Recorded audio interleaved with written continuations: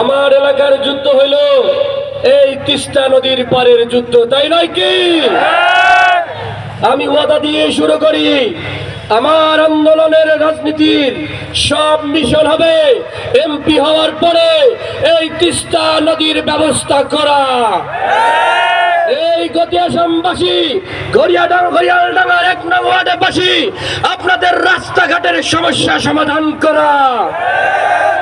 ভাইরে ভাই, আমরা যখন আসি আমার এলাকার জাম লাগি থাকে না, এটার বাইপাস করবো ইনশাআল্লাহ।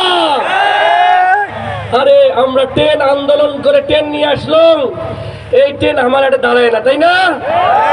এখানে অবশ্যই কুড়িগ্রাম এক্সপ্রেস দাঁড়াবে দাঁড়াবে দাঁড়াবে, কি ঠিক আছে? আমাদের ছেলে মেয়েদের খেলার কোন স্টেডিয়াম আছে?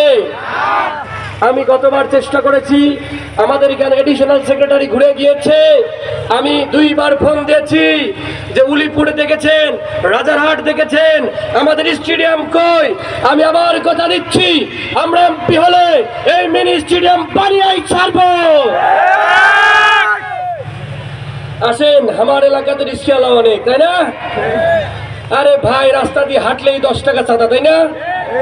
কোন রিস্কা অটোকে আর চাঁদা দিতে হবে না। স্পষ্ট ঘোষণা, 13 তারিখ থেকে কোন ধরনের রাজারহাট রোডে কোন অটো রিক্সাকে চাঁদা চলবে না। আমার এলাকার লোক গরিব, তোমরা চাঁদা খাবেন, তাই না? আরো কিছু ঘোষণা আছে, আমার এলাকার টেকনিক্যাল কলেজ, একটা পলিটেকনিক্যাল কলেজ দরকার, তাই না? এইটা আমরা যদিও বলেছি যে একটা হাইটেক পার্ক দরকার, কিন্তু না, প্রতিটা উপজেলার ছেলেদের কর্মসংস্থানের জন্য অবশ্যই একটা পলিটেকনিক দরকার, তাই না? এইটা আমরা করবো ইনশাআল্লাহ। আর একটা বিষয় আমার এলাকার লোকজনের সাথে বলা লাগবে, আমার হিন্দু দাদা দাদিরা বলেন আমার ব্যাপারে প্রোপাগান্ডা ছাড়াই আতিক মুজাহিদ হইলে মন্দিরত নাকি কোরবানি দিবে, বুঝছেন? আমি ওদেরকে বলি, এই সব মিথ্যা প্রোপাগান্ডায় বিশ্বাস করবেন।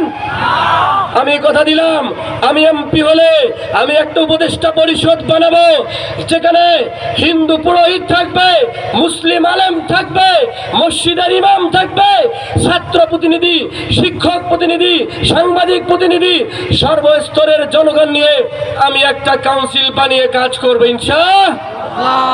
আরো বলি, আমাদের এখানে বড় বড় সমস্যা হলো, তোমরা কন কথায় কথায় কন যে তোমরা একটু পাওয়ায় যাবার নয়। আমি স্পষ্ট করে কইছি যেদিন যে আমি এমপি হলে মোড়ে মোড়ে বিলবোর্ড টাঙিয়ে দেব, আমার 2টা নাম্বার লাগাই দিব, দিয়া বলবো সকাল 8টা থেকে 10টা পর্যন্ত এমপির সাথে সরাসরি ফোনে কথা বলা যাবে, ঠিক কিনা? কি তোমার এমপি, তোমার এলাকার এমপি হবে নাই কি? আমরা আপনাদের গর্বিত সন্তান হতে চাই। আমি রাজারহাটের গর্বিত সন্তান হতে চাই, যে সন্তান যখন সংসদে দাঁড়িয়ে কথা বলবে তখন মানুষকে বলবেন, দেখো আমার এলাকার সভা, আমার এলাকার অধিকার আদায়ের জন্য পার্লামেন্টে দাঁড়িয়ে বক্তব্য দিয়ে বিতর্ক করে আমি এলাকার মানুষের অধিকার আদায় করে ছাড়বো। এই জন্য আমার এবার রাজনীতি হচ্ছে আমার এলাকার মানুষের অধিকার আদায়ের রাজনীতি, আমার এলাকার মানুষের ন্যায্য অধিকার আদায়ের রাজনীতি। কে কে আছেন আমার এই রাজনীতিতে?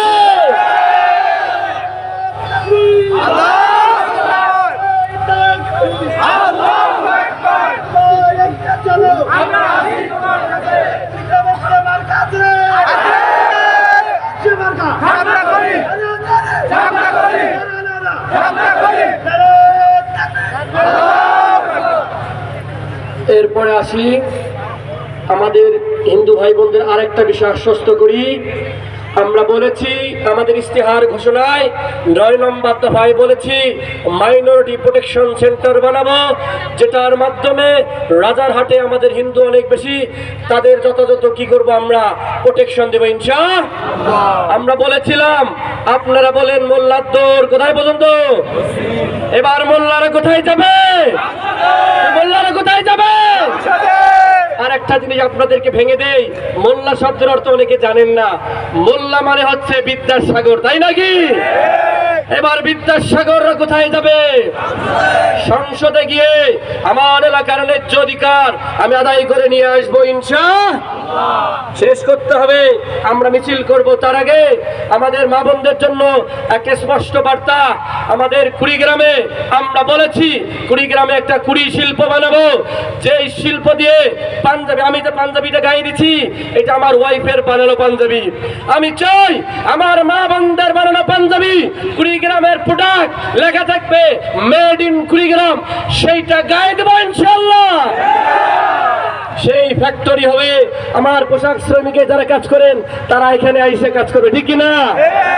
নারীদের জন্য কুড়ি শিল্প হবে ইনশাআল্লাহ। আমার যুবকদের জন্য মাল্টি স্কিল ডেভেলপমেন্ট সেন্টার বানিয়ে প্রতিটি ছেলেকে তাদের প্রয়োজনীয় ব্যবস্থা প্রশিক্ষণ দিয়ে কাউকে বিদেশ পাঠাবো, কাউকে আমরা কোন ধরনের ফ্যাক্টরিতে ঢুকাবো, নানা রকম কাজে আমরা ঢুকাবো ইনশাআল্লাহ।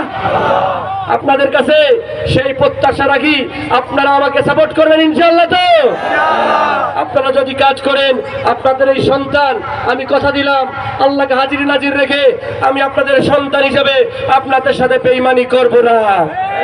আমি ইনশাআল্লাহ আপনাদের জন্য কাজ করব, এই প্রত্যাশা রেখে শেষ করছি। ইনকিলাব ইনকিলাব জিন্দাবাদ জিন্দাবাদ, ওই গোলাম বিনা আজাদি আজাদি আজাদি, ওই দিল্লি না ঢাকা ঢাকা ঢাকা, ওই দিল্লি না রাজারহাট রাজারহাট রাজারহাট, ওই দিল্লি না রাজারহাট রাজারহাট রাজারহাট। ইনকিলাব ইনকিলাব জিন্দাবাদ জিন্দাবাদ, মার্কা আছে রে, রাজারহাটের কোন মার্কা আছে রে? সেই মার্কা হাতের তালি চলছে, বলো আরাত করে হলো না, জিতবে এবার ইনশাআল্লাহ। না ইনসাফের রাজারহাটের জোরে বলো। সবাই যাবেন না, আমরা নেতৃবৃন্দ সামনে যাব, তারপরে মিছিল আছে।